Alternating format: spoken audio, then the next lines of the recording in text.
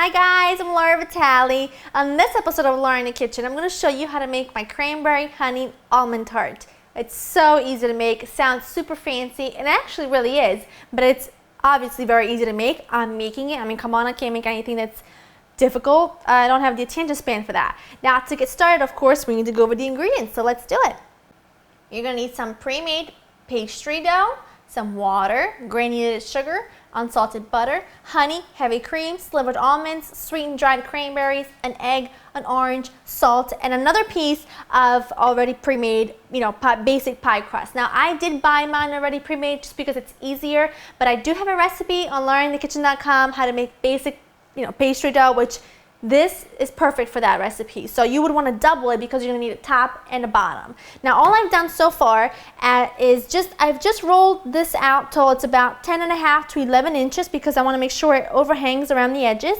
And I have it in a 9-inch tart pan with a removable bottom. And now I'm going to set that aside, preheat your oven to 400 so that's ready for you. Now we're going to go to the stove to make our honeyed caramel. I have a large pan here over medium heat. I'm going to put in my water and my sugar. And you never want to stir at this point. You just want to swirl it because otherwise it will create sugar crystals and it will harden, and you don't want that. And I'm also going to add my butter, my unsalted butter that I've cubed up nice and small. Now I'm just going to swirl this. And I'm going to bring this up to a boil, and this is over medium heat, and then I'm going to crank the heat back up to medium high and let it cook for about 7 minutes or so until it's a nice deep amber color. This looks about perfect. Now if you're wondering why I added the butter with the sugar and water, because normally if you see my caramel sauce, I add the butter after it's already turned an amber color, it's because I love that honeyed brown butter taste that it adds to the tart, because paired with the orange, I think it's incredible. So that's why I put my butter in earlier. So now I'm going to knock this down pretty much off. Whoa! Because I'm going to add my cream, and be careful, it will bubble up. So you want to make sure you use a big pan and you're very careful. Just stir this up. Now I'm putting my heat back up just for a minute until the cream has incorporated. Just keep stirring with a wooden spoon. And never, ever, ever taste it or touch it at this point because it will burn you really badly. Okay, that looks perfect. Let's go back to the counter so we can finish it up. And that looks perfect. To that, I'm going to add in my honey. Now, I sprayed my little measuring cup with some non-stick cooking spray before I put my honey in. That makes it really easy for the honey to come out. Otherwise, it takes forever. Put that in. Going to zest in a little bit of orange. You don't need a whole lot, like a quarter of an orange. That looks perfect. The orange paired with the honey is just delicious. And for me, in the fall, or actually all the time, I cook with citrus quite a lot because I think it adds such a wonderful florally note to things that you just simply would not get. Make sure you get it all the way off the back of the spoon.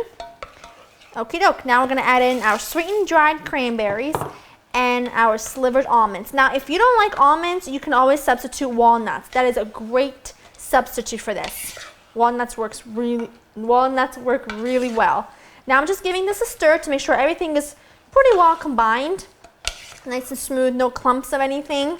And I'm going to leave this to cool for about 20 minutes, let it come to room temperature a little bit. But before I let this sit, I'm going to add my salt. Make sure you always add your salt. It makes all the ingredients come to life and taste fantastic. Give this a stir, and I'm just going to set this aside. Now all I'm going to do to my other piece of pie crust is just roll it out a tiny bit so that it's about 10 inches, big enough to cover the top of our tart. That looks perfect. I'm just going to let this aside. Now all I did with the one egg is I just beaten it with about a tablespoon of water, and that makes an egg wash, which helps everything stick together and also get a beautiful golden brown color at the top. Now I have my mixture here that's been cooling. It's still really, really hot, so please be careful because caramel is very dangerous. If you get burnt with it, it's difficult to, it hurts a lot, I'm not gonna lie. So just get all that out of the pan Make this nice and smooth. Try to always use a wooden spoon. Take that off. It's very sticky. It's why it's sticking to that. That looks perfect. Don't have to be too precise about it. Now all I'm going to do, now I also put it on a baking sheet just because if there's any spillage, well, it's going to go onto the baking sheet and not to the oven. So I'm just using my egg wash and brushing the sides of my tart right here at the bottom of the crust. And now I'm going to just put the top right on it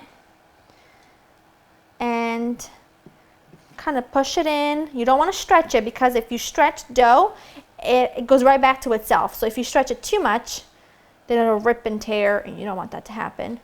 Make sure everything is nicely sealed.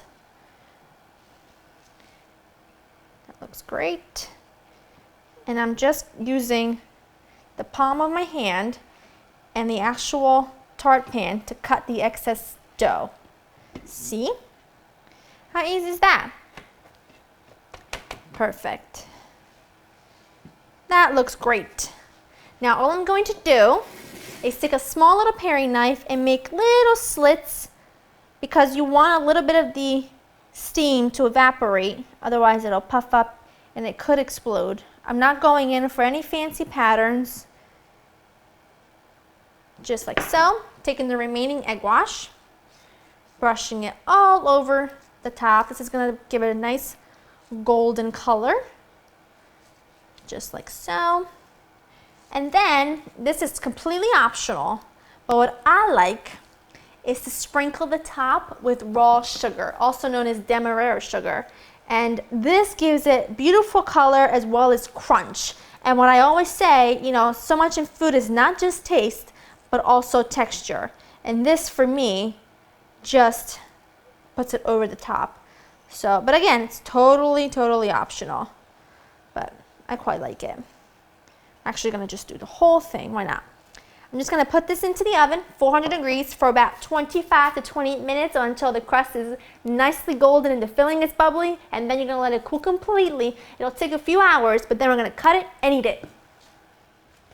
My tart baked for 25 minutes at 400 and then I let it cool completely, and it's now, as you can see, it's gorgeous. And I want to show you why I put it on a baking sheet, because if anything would have spilled over, and it did, sometimes it happens, it went onto the baking sheet and not onto your oven, which would make your house smoke up like crazy and it would be horrible. So just make sure you always put it on a baking sheet. So now it's the moment of truth. Just going to pop it right out of here. Perfect. Look at that, huh? It's gorgeous. Came out beautiful. Just gonna, oh, I love that sound. That's because of the sugar. Nice and crispy. Look at that. That looks just gorgeous. It's caramelly. It's crunchy. Gotta give this a little bite.